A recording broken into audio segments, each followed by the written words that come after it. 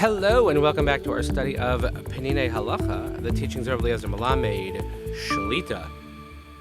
Yom Chamishi upon us, and we ask everyone to please continue davening for Chayalei Tzva Gan Yisrael for Shleim L'Chol Petzuei Yisrael and the safe return of our hostages. Each day we learn Le'ili Nishmas Seren Daniel Shemen Rav Dernol V'Shel Yishem Kum Damo. Let us continue in this important but short chapter on Hashkamas HaBoker, Hislabshus B'tznius. B'eish Adam Islabesh. Afilu Kashu Lavado B'Veiso, Reish Heneg B'tznius.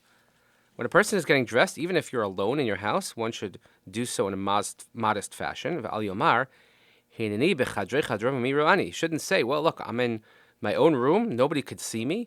Kadosh Baruch Hu Malo Kol Aretz Kavoda, because Hashem, His presence fills the entire world. So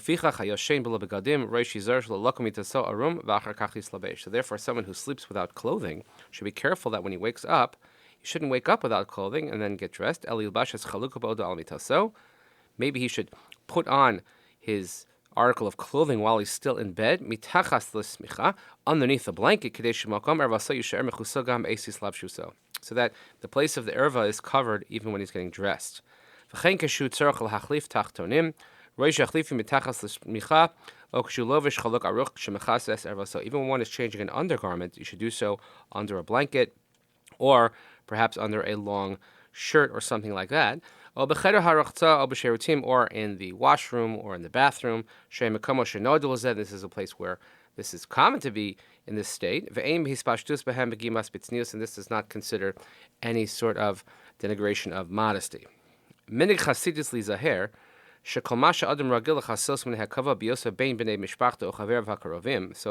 chasidus, a pious custom, is that anyone who has parts of his body that are normally covered when he's in his home or in front of his close friends, you should have those parts covered even when you're by yourself. Therefore,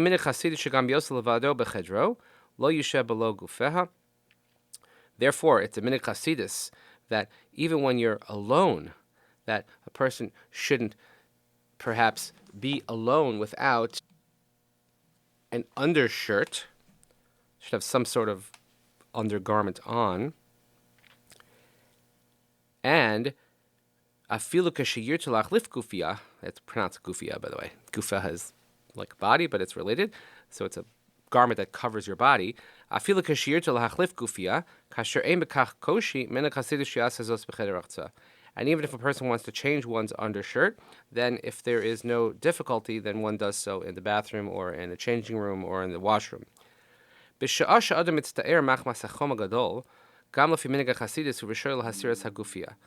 a person is in pain because it's very warm, it's very hot, so you could even remove an undershirt, but certainly one should not reveal the makom ha'erva. And Torah scholars are more strict in this. Even when it's hot, and it's find themselves alone in their room, they don't take off an undershirt. They certainly would not sit in a room in their house or with close friends or family without a shirt on. This is when, of course, there is no immediate need or practical need. However, obviously, if one has to bathe or one has a medical examination, then certainly one is allowed to be uncovered for those purposes. A very long note here as well, worth looking at, especially when it relates to Talmidei Chachamim. Kedei levaer ma'ates inyan hatznius yesh lahakdim, shemitchila k'she'adam harisha nivra hu haya tahar v'naki, berucho uv'gufo, v'lo hirgish tzorach levosh begadim. So in order to explain this notion of modesty, so we have to preface the fact that Adam Harishon, when he was created, he was pure, he was clean in spirit and in body, and he had no need to wear clothing. However, after the sin, as we all know, he was embarrassed by his nakedness, and therefore now we all have to cover our bodies with clothing, particularly when it comes to places of our body that are connected to desire or where we have to expel things from our body. Haguf, hachashuv, madgish b'tzuras kitzonis es hatzad hachumrani v'habehemi sheba adam. The body represents, and the outer body represents the sort of the formal, physical, animal part of a human. However,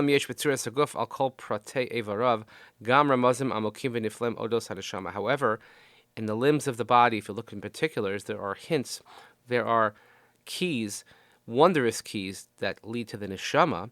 The wise people of Kabbalah, they dealt extensively with this. And the purpose of the body was to bring out all of these secrets, etc. However, after and because of sin, our outlook is perhaps much more chitzoni. It's all about the outer appearance. When you look at a body, we don't see the spiritual aspect, we see only the physical aspect. That it perhaps causes us to forget the inner sanctity and the spiritual nature of what is contained therein. Therefore, places of the body that should be covered, we do so modestly, so that we can emphasize and perhaps bring attention to the inner sanctified parts of what the body is, which is the essence of beauty of a human being. And perhaps through this, then this beauty, this spiritual beauty, will radiate to the rest of the body. Because Chazal tell us that what's the most beautiful thing, what safeguards beauty, is tznius, is modesty. Because this really gets to the shorish, it gets to the root of our everlasting quality and our real beauty. This is based on Zohar and other places, but certainly something to take note of, because we don't look at a body just as physical beauty, but we have to look at the spiritual beauty that is contained therein as well, and hence the principle of tznius. So thank you so much for listening today. Please continue davening for Chali Tzvah Gan Yisrael, for Shalom L'chol B'tzua Yisrael, and safe return of our hostages.